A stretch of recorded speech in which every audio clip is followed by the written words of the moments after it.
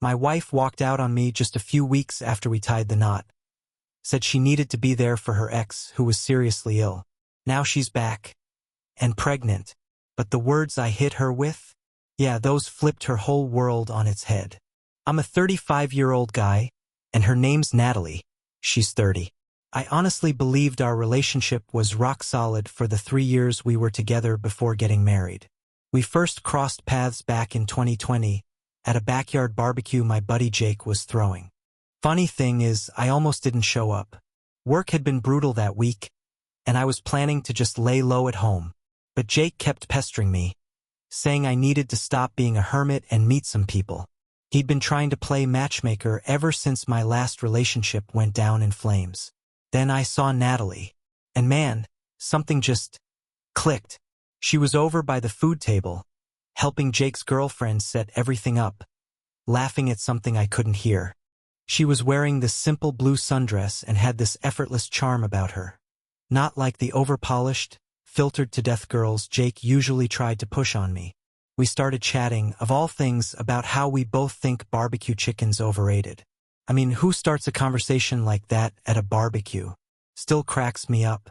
But somehow, that weird little icebreaker turned into a 3-hour conversation that just kept flowing like we'd known each other for years.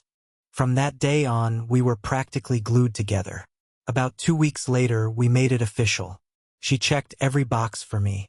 Smart. She works as a pediatric nurse. Hilarious in this quirky, adorable kind of way. Gorgeous, but not in a fake, high-maintenance kind of way. Just effortlessly beautiful. And we connected on every level. We wanted the same things out of life. Shared the same core values. Hell, we even had the same terrible taste in trashy reality TV.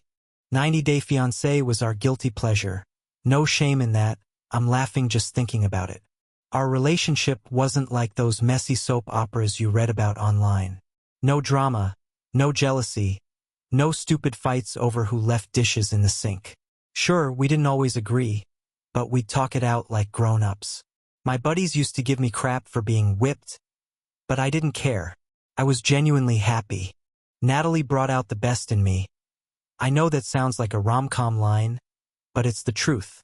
Jump ahead to last year, I proposed during one of our hikes. She's big on the outdoors, and I thought it'd be perfect. Only thing is, I was shaking so bad I nearly dropped the damn ring off the side of a cliff. Not even kidding. But she said yes, tears and laughter and all. We dove into wedding planning right after that. Natalie always dreamed of getting married at this historic vineyard about an hour outside town. Yeah, it cost a fortune, but seeing her light up over it? Totally worth it. And the wedding itself? Man, it was a dream. I'm not just saying that to justify the price tag either, although seriously, why are weddings so insanely expensive? The place looked like something out of a movie. Fairy lights, flowers everywhere, the works. Natalie looked breathtaking in her dress. I remember watching her joke around with her bridesmaids and thinking, how the hell did I get this lucky? This incredible woman was choosing to build a life with me. It honestly felt surreal. We had so many plans lined up. Traveling more, maybe settling into a house in the suburbs sometime next year, and then, after getting comfortable, starting a family. Natalie even had baby names ready. She'd already decided our future son should be named after her grandpa. I was totally on board with that. If someone had told me back then what was coming down the line, I probably would have laughed and told them to stop watching soap operas. I mean, we were good, solid, or at least I truly believed we were. Anyway, 2 weeks after we came back from our honeymoon, which, by the way, was absolute paradise. If you ever get the chance to see Zakynthos, don't think twice, just go. Then, out of nowhere, life blew up. It was a Friday night. I was home, grilling up these ridiculously nice aged ribeyes I'd picked up from this fancy butcher shop downtown. The kind of place that wraps your meat like it's jewelry. They were $60 each, no joke. But Natalie's a sucker for a good steak, and I thought it'd be a cool surprise after all the long shifts she'd been pulling at the hospital. She was supposed to be home around 6, but she texted saying she was grabbing a quick coffee with her best friend Brittany after work. Now, Brittany, let's just say she's never been on my top 10 list. She's that person who always seems to stir up some kind of drama, then pretends like she's just along for the ride. But whatever, she and Natalie go way back to college, so I played it cool. By 9:30, the stakes were stone cold, and I was sitting there both starving and irritated. Still, I told myself maybe they were just catching up and lost track of time. Natalie finally walked in around 10, and the second I saw her face, I knew something was off. She had this expression, kind of like the one she gets when she has to break bad news to parents at the hospital. She didn't even look at the table or notice I'd gone full steakhouse date night for her. She walked in and, without even taking off her coat, just said, "We need to talk." And the tone? It wasn't her usual serious. It was something colder, more distant. I'd never heard her speak like that. Not gonna lie, my mind immediately jumped to her being pregnant. We'd agreed to wait a couple years. But hey, stuff happens, right? Honestly, if that's what it had been, I'd take that 1,000 times over what she actually said. She sat down at the kitchen island, didn't touch the food, didn't even ask about the dinner. Then she started talking about her ex, a guy named Tyler. I knew about him. They were together for like 3 years back in college. From what I'd heard, it was serious, but it ended because he took a job on the other side of the country and neither of them wanted to try the long-distance thing. Turns out, Brittany ran into Tyler's brother at the gym earlier that week. And that's how Natalie found out Tyler's got last stage of glioblastoma. It's a brutal, aggressive form of brain cancer. The doctors gave him maybe 7 months to live tops. Natalie had been texting him ever since. Yeah, texting her ex.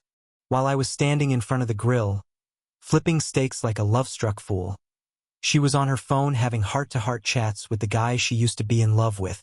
She even showed me the messages. Dozens of them. Talking about his diagnosis, treatment plans, old memories from when they were together. Basically everything but the part where she was married now and her husband was at home planning a surprise dinner. And all I could think was, while I'm spending $120 trying to make her night special, she's out there having some emotional reunion with a dying ex. The messages themselves weren't even flirty or crossing a line. Not in the traditional sense. And honestly, I kind of wish they were. It would have given me something solid to be mad about. But they were worse in a different way, emotionally loaded. Stuff like, "I never stopped thinking about you, and you'll always have a special place in my heart." Those kind of messages. The kind of things you just shouldn't be saying or reading from an ex when you're married. Then Natalie dropped the real bomb. She told me Tyler's dying wish was to spend his final months with her. Apparently, facing the end made him realize she was the one that got away, straight out of a damn Hall Tyler script. And Natalie, God, it still hurts to say this. She told me she felt like she had to go, like the universe was putting her through some kind of spiritual test, like this was fate knocking. And guess who was cheerleading this whole emotional meltdown? Yep, Brittany. Natalie said Brittany told her it was destiny that she found out about Tyler's condition. That if she didn't go now, she'd regret it for the rest of her life. That sometimes life hands us second chances for a reason. Yeah. Solid advice to give a woman who just got married 3 months ago. Thanks, Brittany. I just sat there in total disbelief. Our steak dinner. The one I'd been so proud of. Sitting there untouched while my wife, the same woman who just promised me forever, told me she needed to run off to play hospice girlfriend to her dying ex. This was the same woman who was picking out baby names with me 2 weeks earlier. The same one whose damn suitcase was still half unpacked from our honeymoon. And what made it all worse was how Natalie talked about it. Like she was making this noble, selfless sacrifice. Like she was a martyr. Tyler doesn't have anyone, she kept saying. His family's all back east. He's completely alone. Real convenient. Huh? She made it sound like the guy was abandoned and helpless. Meanwhile, I'm sitting there thinking, what about me? What about your husband, the guy you just said forever to? I looked her straight in the eye and asked if she still had feelings for him. That's when she started crying. Now, Natalie's always been one of those people who cries when they're overwhelmed. Most of the time, I find it kind of sweet. But in that moment, It just made me angrier. She swore it wasn't about love. She said it wasn't about us.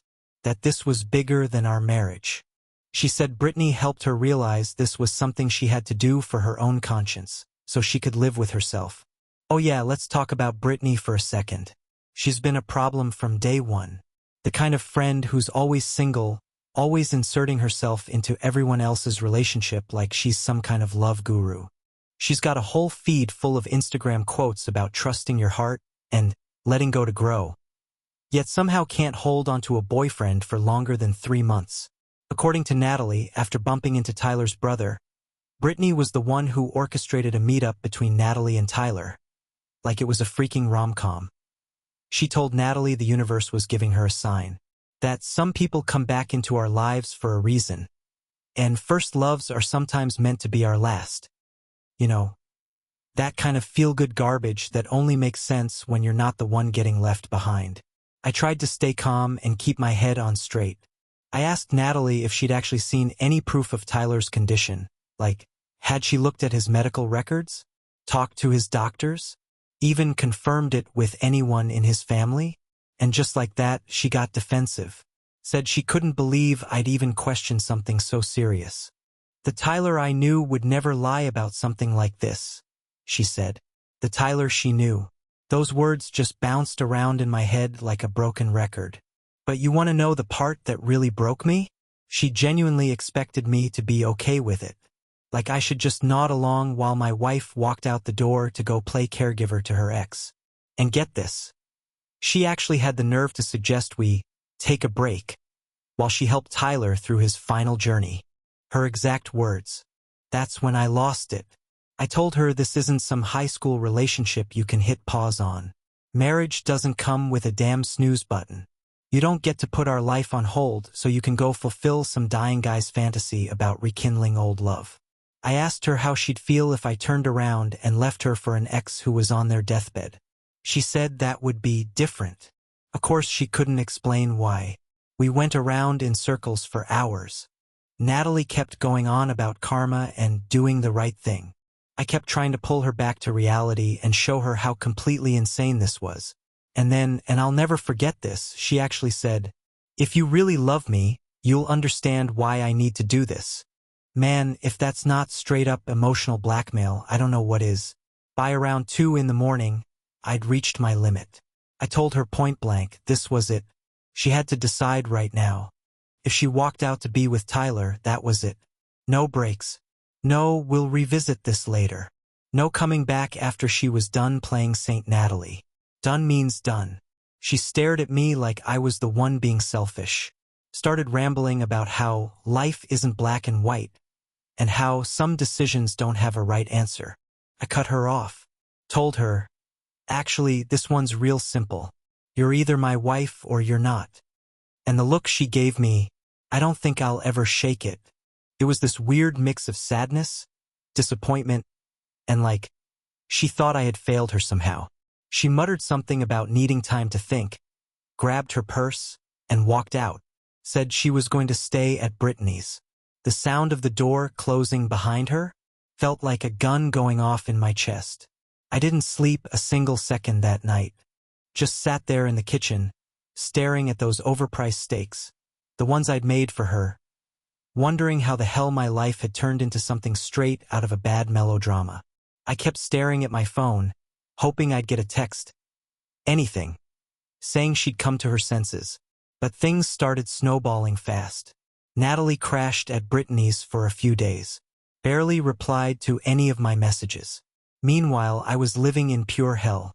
Couldn't sleep. Couldn't eat. Just kept replaying everything over and over, trying to figure out what I'd done wrong. Where did I mess this up? What did I miss?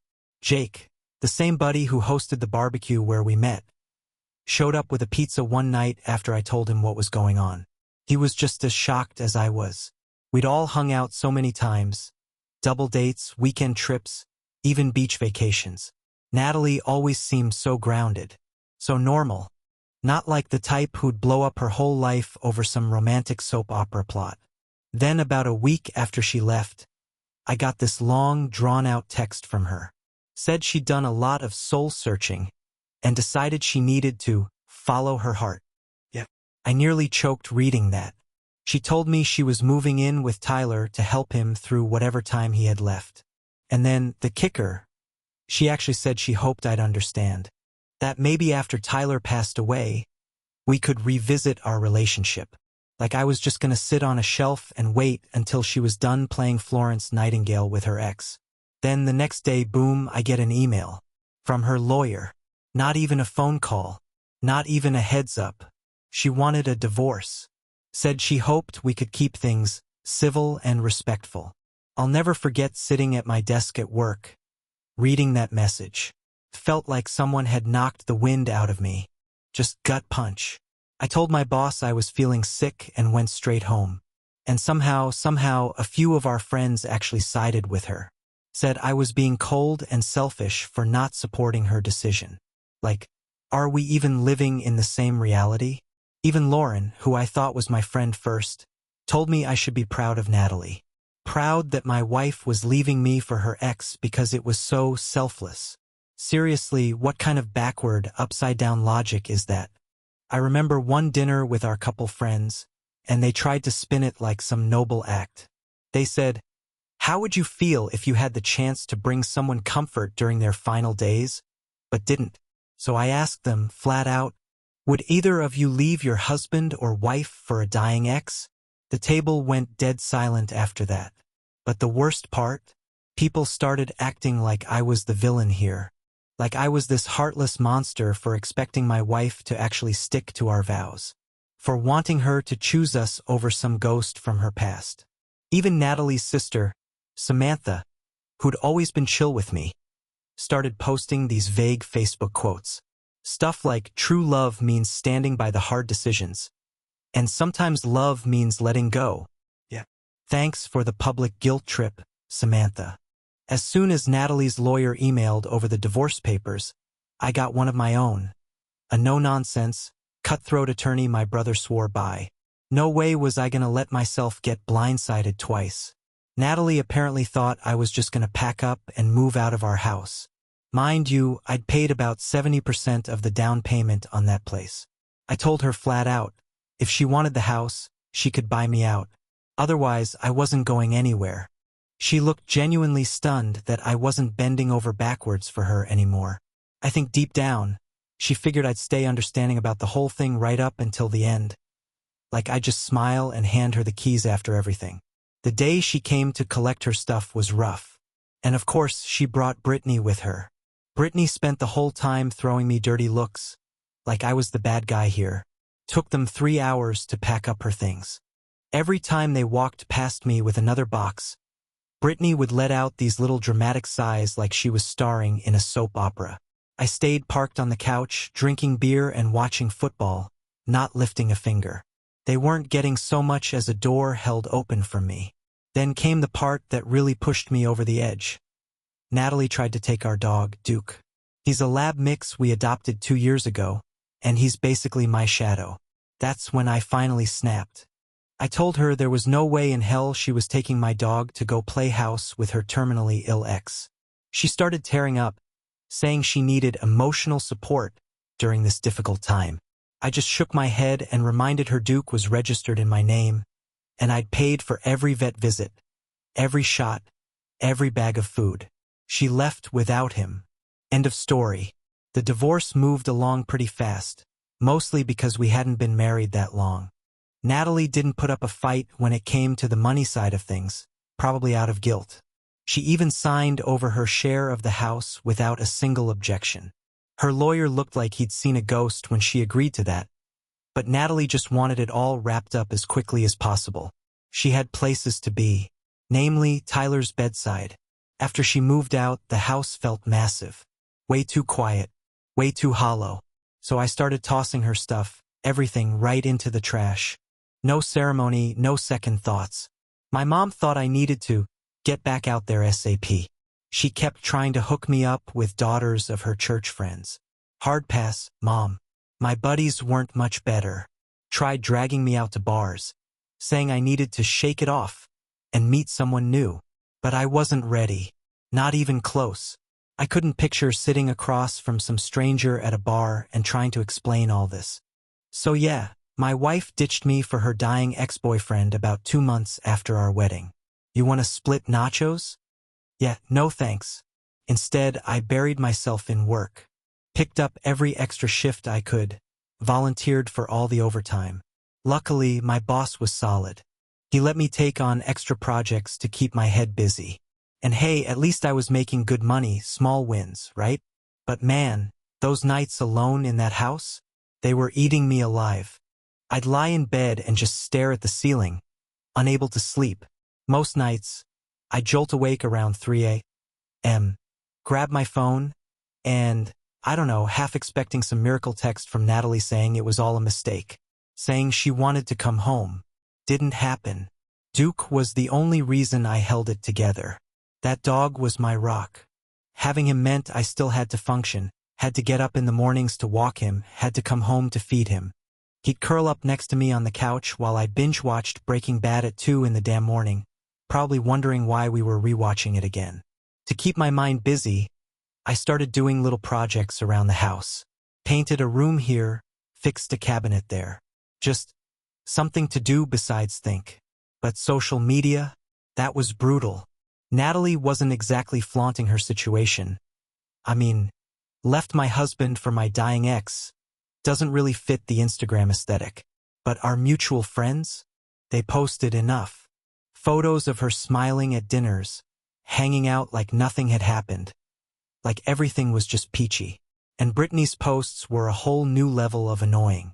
Vague quotes about listening to your soul, and sometimes the heart knows best.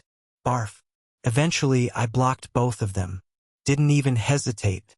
I lost some friends in the split, too. The couples we used to hang out with started picking sides. Some people actually thought I was the jerk. Like I was being unsupportive of Natalie's noble sacrifice. Can you believe that? Others didn't take a side, but just kind of drifted away. Stopped inviting me to stuff. Didn't return texts. And honestly, that part cut almost as deep as the divorce itself. The one person who really showed up for me was my brother. He'd bring his kids over, distract me, drag me out of the house even when I didn't want to move. Sometimes that's all it took. Just someone showing up. Fast forward a few months, and, surprisingly, I was doing all right. Actually better than all right. I landed a promotion at work. Finally bought that Tacoma I'd been eyeing for years. And thanks to Brazilian Jiu-Jitsu, I was in the best shape of my life. I even started dipping my toes back into dating. Nothing serious, just enough to prove to myself I could get through a first date without mentally unraveling every time someone asked, "So what happened with your ex?" Laughs, which, trust me, is not an easy one to answer.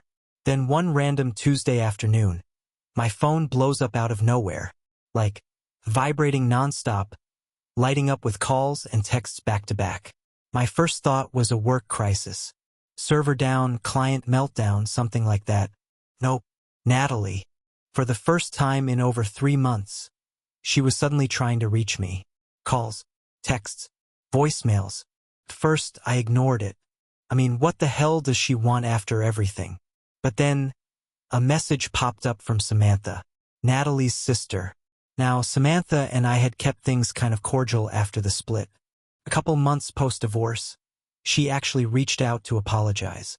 Said she couldn't believe the way Natalie handled everything. So when she texts me out of nowhere with, "You really need to hear what Natalie has to say," I figured something serious had to be going on. So, during my lunch break, I finally pick up one of Natalie's calls. She's a complete wreck, crying so hard I can barely make out what she's saying. At first, I assumed the obvious. Tyler had finally passed. And yeah, maybe I'm a jerk, but my first reaction was, well, too little, too late. But nope. What she told me, way better. Turns out, Tyler never had cancer. Didn't have any kind of illness. The whole thing was a total lie.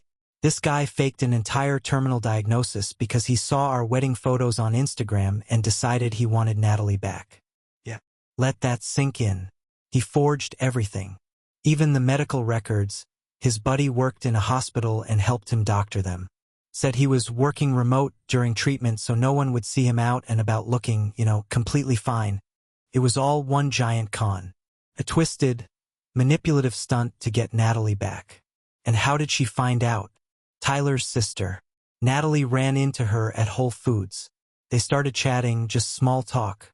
Natalie casually mentioned Tyler's treatment, and the sister looked at her like she had 3 heads. She had no clue what Natalie was talking about. Turns out, the entire family thought Tyler and Natalie had just gotten back together normally. He hadn't told anyone about this cancer lie. Because, of course, it was never real. So Natalie confronts him that night. And this guy, I swear, he just laughs. Straight up laughs in her face. Says, "Yeah, I made it up. But hey, it worked. Didn't it?" Oh, and here's the cherry on top. He's been dating some coworker named Haley for the past 6 months. They've been planning a move to California together for his new job. He literally looked Natalie in the eye and said, "I needed you back then, but I'm in a better place now. People change. You should move on too." I swear to God, I was sitting in my truck listening to all this, and I just lost it. Started laughing. Not a little chuckle either. I mean real, can't breathe, gut-busting laughter. It was just so completely insane. This guy faked brain cancer, wrecked a marriage, pulled off the wildest lie I've ever heard, then dipped out with a thanks for the memories, and moved on like he'd just switched apartments. Meanwhile, Natalie's on the phone sobbing, going on about how sorry she is, how stupid she feels, how she threw everything away for nothing, how she'll never forgive herself. And you know what I said? Yep, that's it. Then I hung up. My phone didn't stop buzzing for hours after that call. Natalie sent this text, and I mean novel length, about how all of this had to be a sign. That maybe the universe had thrown this mess at us to lead us back to each other. Still stuck on that spiritual mumbo-jumbo, I guess. I didn't reply. Not a word. I just drove to the gym, did some sparring, rolled for a bit, and went home. Cracked open a beer, sat on the couch with Duke. And you know what? I felt calm. Like weirdly, eerily calm. Like my brain had finally quit screaming. But then the next day, yeah, that's when all hell broke loose. Natalie went full scorched earth. She posted everything on Facebook. Tagged Tyler. Tagged his new girlfriend. Laid it all out in public like some courtroom drama. It was a front row seat to a social media train wreck. The comments section exploded. Haley, Tyler's girlfriend, found out the truth right there in the post. She dumped him on the spot. Then his company caught wind of the whole fake cancer stunt. Turns out, lying about medical leave? Yeah, that'll get you fired. His family? Absolutely blindsided. They were disgusted. Embarrassed. This guy basically nuked his entire life just to screw with his ex. And it all blew up in his face like a bad soap opera finale. The karma was so clean, it felt like a screenwriter wrote it. But after Natalie's Facebook detonation, she went straight into full-blown panic mode. Started popping up at my office with coffee, knew my exact order, even the milk preference. Cute, I guess. She emailed my work account, tried to get my mom involved. My mom, who still refers to Natalie as that flaky girl who walked out on my son, shut it down hard, didn't even let her finish the pitch.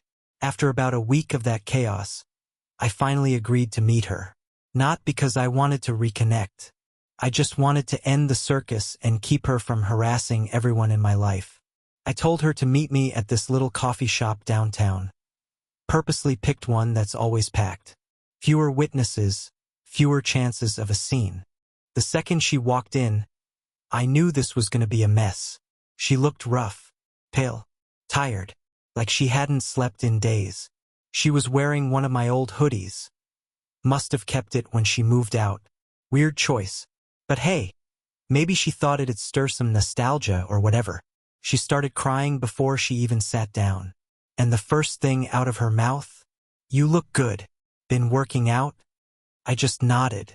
Yeah. Turns out getting ditched by your wife is great gym motivation. Didn't land well. She winced. Not my problem. Then came the monologue. The whole thing felt rehearsed, like she'd been practicing in front of a mirror. Tears, apologies. I'll never forgive myself. You were the love of my life. All of it. Said she still has pictures of us on her phone. Said she thinks about me every single day. And the whole time she's talking, I'm just sitting there thinking, pretty sure we're low on dog food. Gotta swing by PetSmart after this. But here's the part that really floored me. Natalie tried to spin the entire disaster as proof of her loyalty. She actually sat across from me and said that Tyler's lie just showed how far she was willing to go for someone she cared about. That her willingness to give everything up meant she was capable of real sacrifice. I nearly spit out my coffee. So I looked her dead in the eye and asked, if you're so damn loyal, why didn't you show that to your husband? Why didn't you, I don't know, maybe fact-check the guy before nuking our marriage? She got defensive. Shocked, like I was the one out of line for still asking questions. Said she couldn't believe I was doubting her intentions after everything. Then she brought it back to fate. Said maybe Tyler's lie was the universe's way of showing us how strong our love really was. That this was a test, and now we were stronger for surviving it, and that we could finally start fresh. Yeah, I lost it. I told her straight up, this marriage wasn't a cosmic obstacle course. Real love doesn't mean walking out on your spouse to go play savior for your ex. And loyalty? It doesn't only count when someone's dying. Then she tried to grab my hand, like that was gonna change anything. I pulled away and said, you know what the worst part is? If Tyler had actually been dying, you'd still be with him right now. The only reason you're here is because he turned out to be a fraud. I was never your choice, I was your backup plan. That hit hard. She stared up at the ceiling, trying to stop the tears from spilling. A move she always did during sad movies. I used to think it was kind of sweet. Not this time. She told me I was being cruel. I told her cruel was leaving your husband 3 months into marriage without so much as a second opinion. Then came the Hail Mary, couples counseling, promises, how she'd spend the rest of her life proving she could be trusted. That she still wore her wedding ring sometimes. Weird flex, but okay. You know what I did? I laughed. Not a harsh laugh. Just one of those I can't believe this is my life kind of laughs. 2 years ago, this woman shattered me. Now she thinks therapy and a few Starbucks runs are gonna stitch it back together? I told her she didn't need couples counseling. She needed therapy solo. She needed to figure out why she was so quick to torch a marriage over a half-baked lie from someone she used to date. And until she did that, she had no business trying to be with anyone. That shut the conversation down. She looked at me, eyes red, and asked if there was any chance for us. Even someday. I said, Natalie, the guy you married died the day you chose Tyler. I'm not him anymore. Then I stood up and walked out.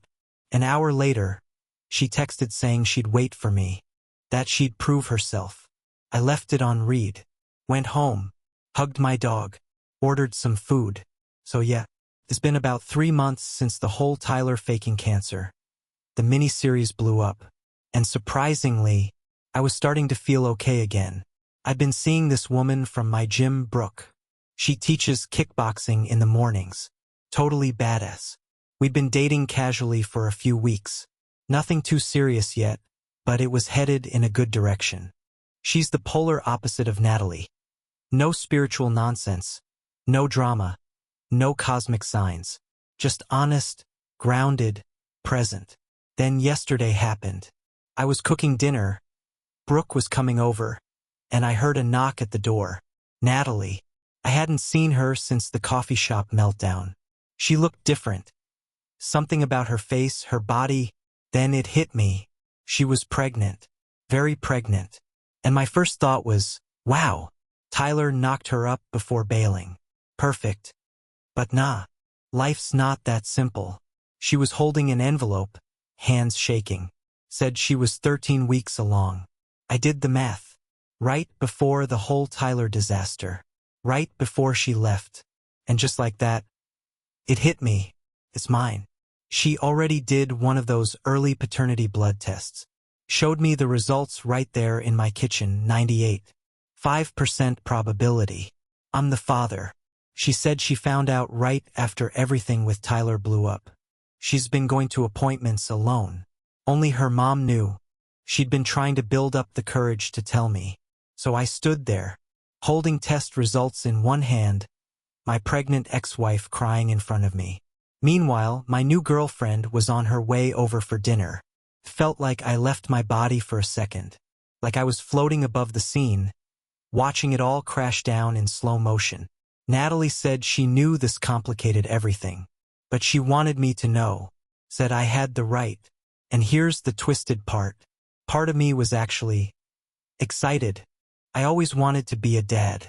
Natalie and I talked about it back when things were good.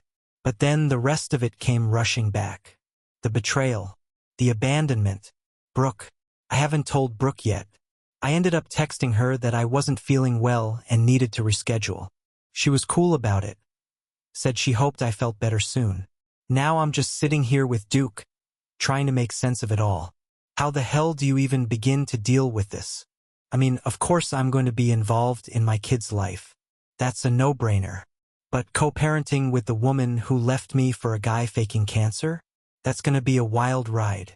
And Brooke, how do you drop this on someone new? Hey, so quick heads up. My ex-wife, who dumped me for her dying ex-boyfriend, is pregnant with my child.